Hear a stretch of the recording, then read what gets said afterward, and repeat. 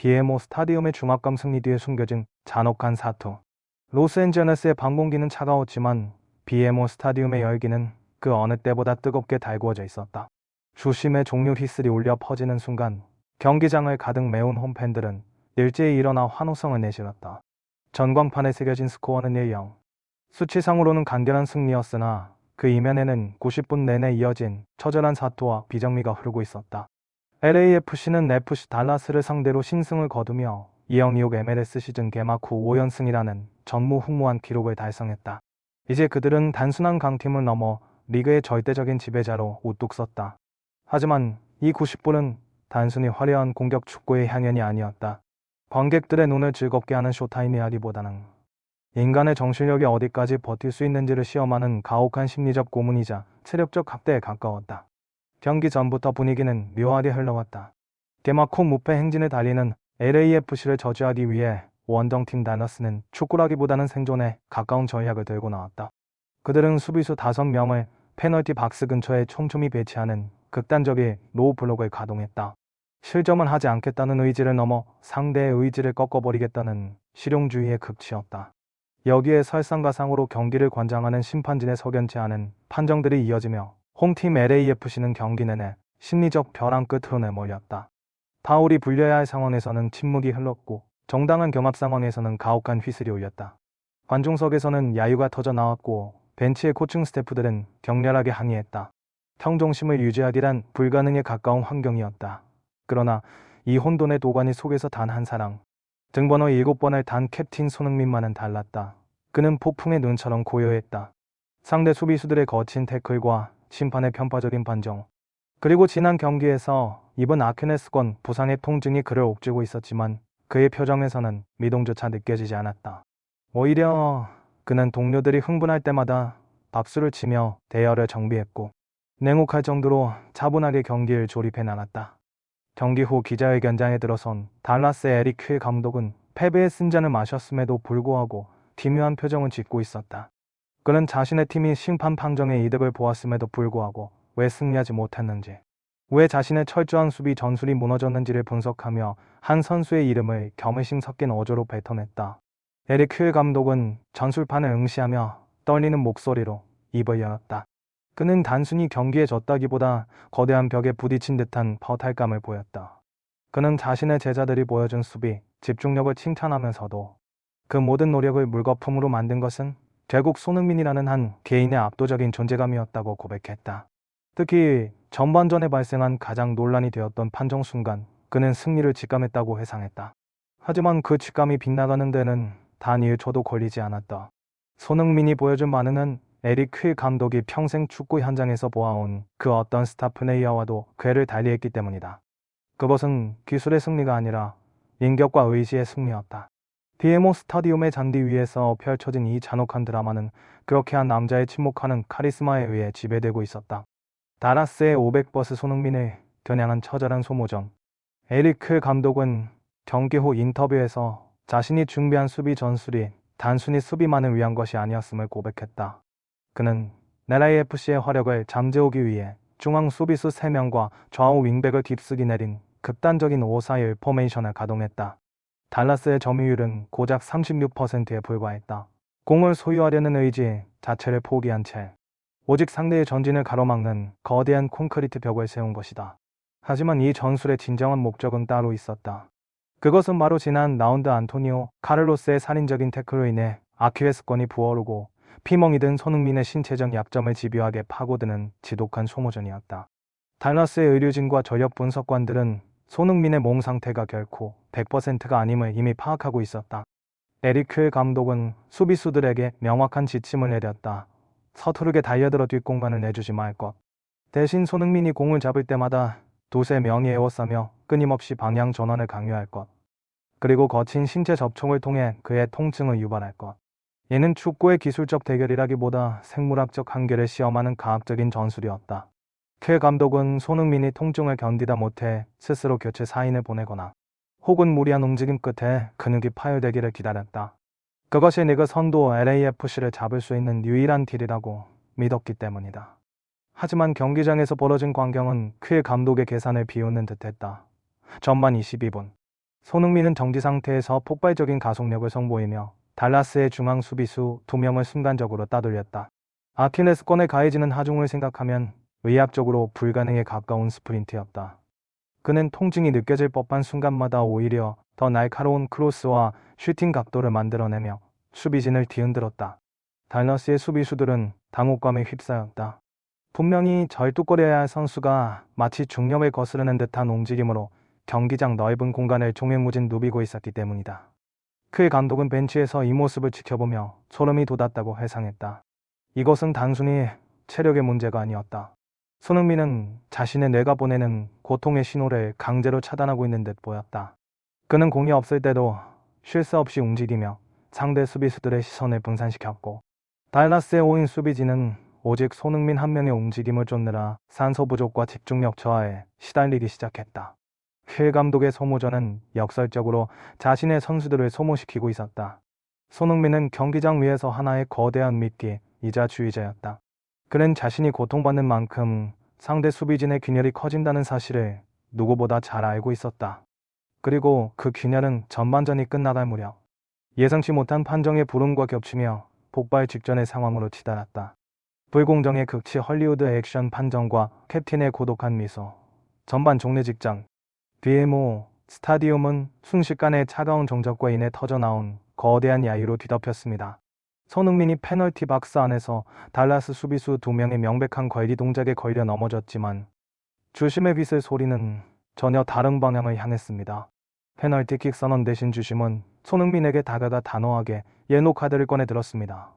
시뮬레이션, 즉 할리우드 액션이라는 판정이었습니다.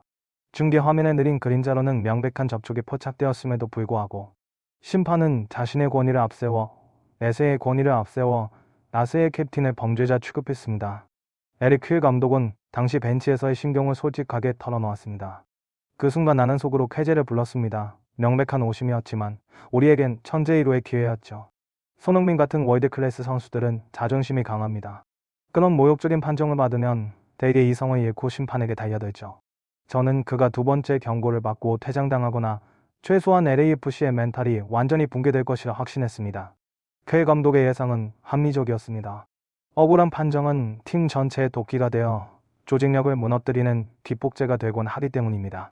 하지만 손흥민의 반응은 쾌 감독의 경험치를 비웃었습니다.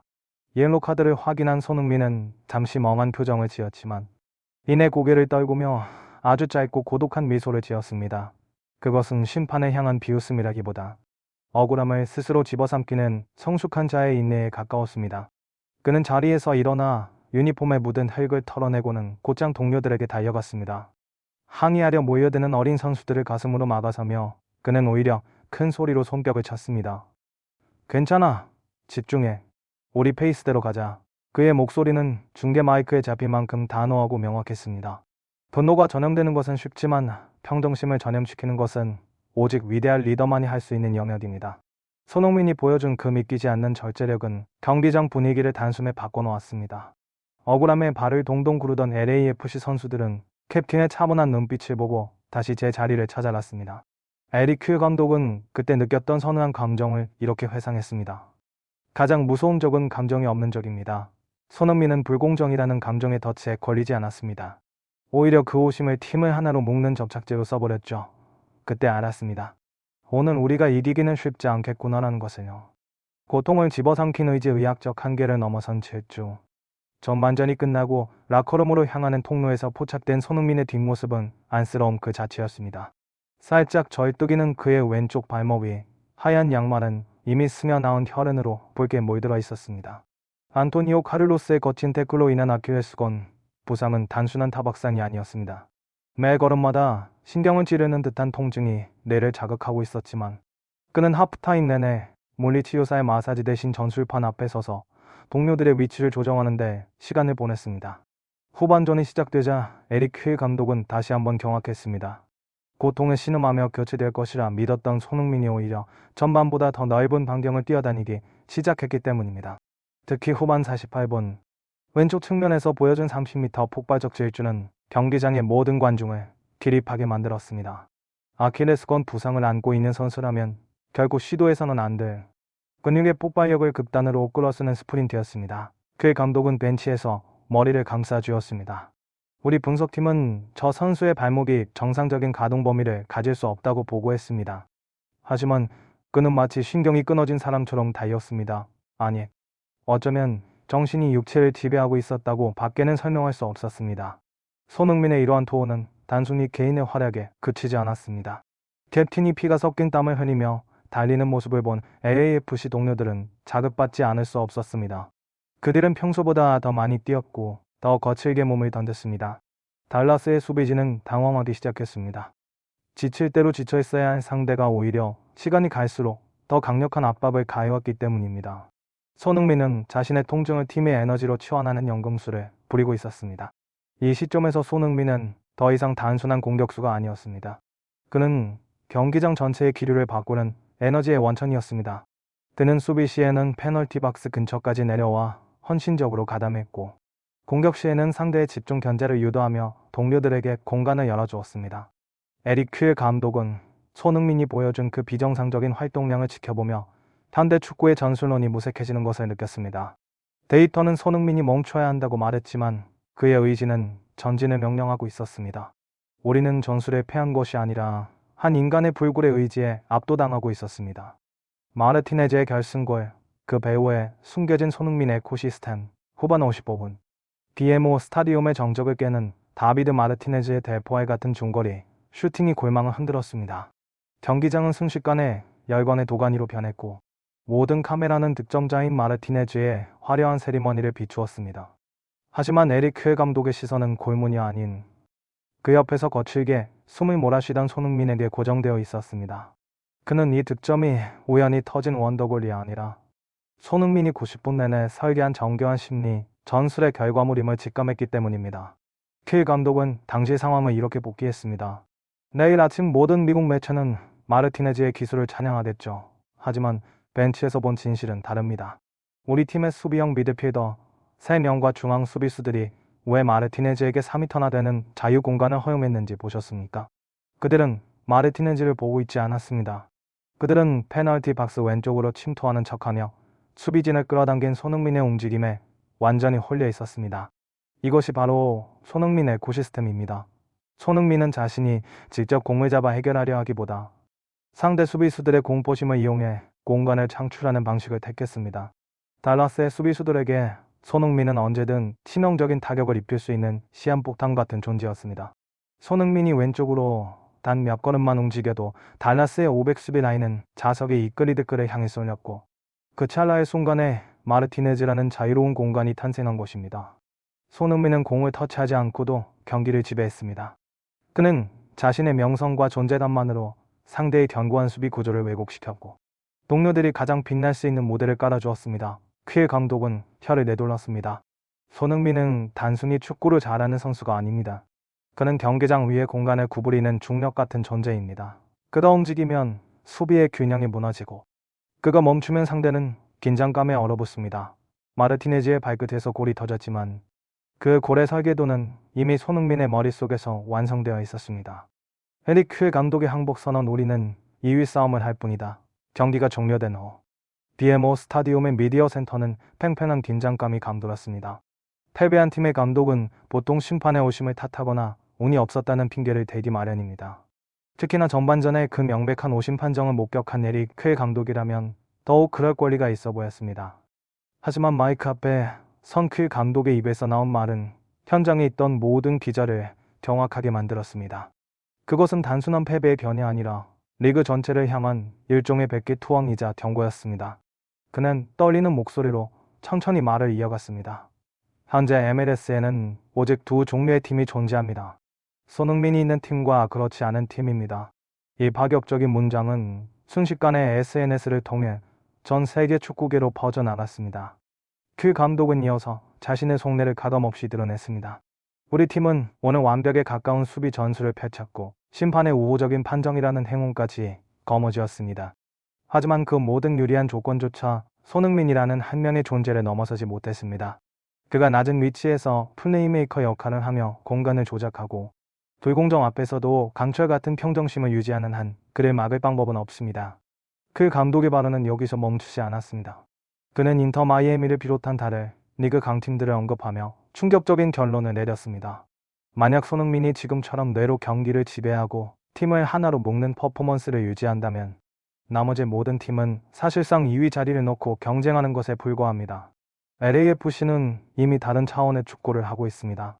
적장의 입에서 나온 이 항복 선언은 승리한 LAFC의 선수들조차 숙연해지게 만들 만큼 묵직한 무게감을 지니고 있었습니다. 기자들은 그에게 너무 극단적인 평가가 아니냐고 물었지만 킬 감독은 단호하게 고개를 저었습니다. 그는 축구는 결국 인간의 심리와 의지가 결정짓는 게임이며 오늘 손흥민은 그 두 가지 영역에서 모두 인간의 한계를 초월했음을 목격했다고 강조했습니다. 전술로 한 선수를 억제할 수는 있어도 그 선수가 가진 영혼의 크기까지 억제할 수는 없다는 것이 그의 결론이었습니다. 에릭 킬 감독의 이 발언은 단순한 칭송을 넘어 2026 시즌 MLS의 판도가 이미 한 사람에 의해 결정되었음을 알리는 서막과도 같았습니다. 전문가들의 찬사 단순한 스타를 넘어선 마인드 컨트롤러 에릭 킬 감독의 발언이 미디어를 강타하자 미국 축구계의 거물들도 일제히 입을 열기 시작했습니다. 미국 축구의 대부라 불리는 브루스 어레나 BRC ARENA 전 국가대표팀 감독은 한 스포츠 전문지와의 인터뷰에서 킬 감독의 용기를 높게 평가했습니다. 적장이 경기 후 자신의 시스템이 단 한 명에 의해 파괴되었음을 인정하는 것은 대단히 이례적인 일입니다. 하지만 킬의 말이 맞습니다. 우리가 보고 있는 손흥민은 단순히 골을 넣는 공격수가 아닙니다. 그는 경기장 전체의 심리를 조율하는 마인드 컨트롤러입니다. 어레나 감독의 분석처럼 전문가들이 가장 주목한 점은 손흥민의 압도적인 EQ 감성지능이었습니다. 스포츠 심리학자들은 전반전의 오심 상황을 집중적으로 분석했습니다. 대개 극심한 스트레스 상황에서 인간은 투쟁 혹은 도피 FIGHT, ORFLIGHT 반응을 보입니다. 하지만 손흥민은 그 어느 쪽도 선택하지 않았습니다. 그는 고통과 분노라는 에너지를 팀의 결속력으로 치환하는 제3의 길을 선택했습니다. 심리학자들은 이를 초월적 리더십이라 정의하며 이러한 리더가 존재하는 팀은 전술적 완성도를 뛰어넘는 정신적 방탄막을 갖게 된다고 설명했습니다. 전술 전문가들의 분석도 뒤를 이었습니다. 과거 유럽 무대에서 손흥민을 상대했던 수비수 출신 분석가들은 그가 MLS에서 보여주고 있는 플레이메이커로서의 변신에 경탄했습니다. 토트넘 시절의 손흥민이 날카로운 창이었다면 지금의 손흥민은 그 창을 쥔 손이자 전략을 짜는 뇌라는 평가입니다.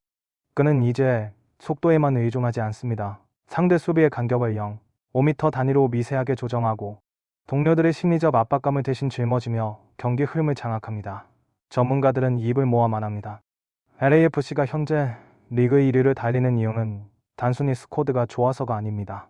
손흥민이라는 거대한 구심점이 선수들 개개인의 잠재력을 120% 이끌어내는 촉매제 역할을 하고 있기 때문입니다. 이제 MLS의 모든 감독은 전술판 앞에서 깊은 고뇌에 빠졌습니다. 기술적으로 막을 수 없고 심리적으로 흔들 수 없는 이 완벽한 존재를 어떻게 상대해야 할 것인가?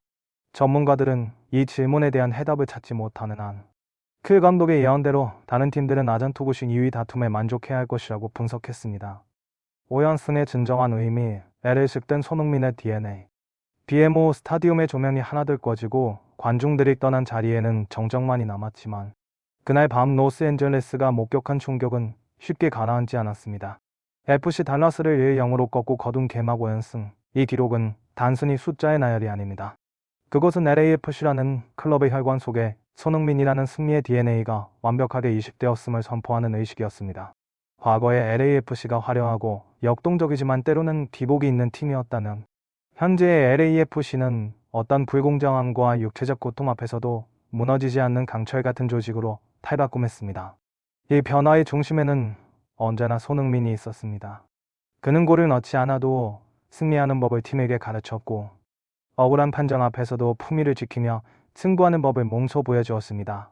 달라스전에서 보여준 그의 피 묻은 양말과 고독한 미소는 팀원들에게 수만 마디의 전술 지시보다 더 강력한 울림을 주었습니다. 이제 LAFC 선수들은 경기장에서 위기를 맞이할 때마다 캡틴의 등을 바라봅니다. 그가 포기하지 않는 한 자신들도 포기할 수 없다는 무언의 약속이 팀 전체를 지탱하는 보이지 않는 힘이 된 것입니다. 에릭 킬 감독이 남긴 나머지 팀들은 2위 다툼을 할 뿐이라는 예언은 이제 MLS 전체를 관통하는 화두가 되었습니다. 이는 단순히 나치신 덕이 아니에요. 이는 단순히 LS의 전력이 강하다는 뜻을 넘어 손흥민이 구축한 정신적 요새를 무너뜨릴 팀이 현재로서는 보이지 않는다는 절망 섞인 감탄사였습니다. 손흥민은 미국이라는 거대한 대륙의 축구장에 한국 축구 특유의 끈기와 희생정신, 그리고 월드클래스만이 가질 수 있는 냉철한 지성을 결합해 새로운 축구 문화를 써내려가고 있습니다. 결국 5연승의 진정한 가치는 승점 15점이라는 결과물보다 그 과정에서 보여준 격의 차이에 있습니다. 두상을 안고도 달리고 오심을 웃음으로 승화시키며 존재만으로 공간을 지배하는 손흥민의 축구는 이제 하나의 현상이 되었습니다. 에스 순간제 아니에요. 어서는 계속될 것이고 상대 팀들은 여전히 손흥민이라는 풀 수 없는 난제 앞에서 고뇌할 것입니다. 하지만 분명한 것은 우리가 지금 목격하고 있는 이 서사가 훗날 MLS 역사의 가장 찬란한 페이지를 장식할 것이라는 사실입니다. 손흥민의 발끝에서 시작된 이 전설은 이제 막 그 서막을 올렸을 뿐입니다.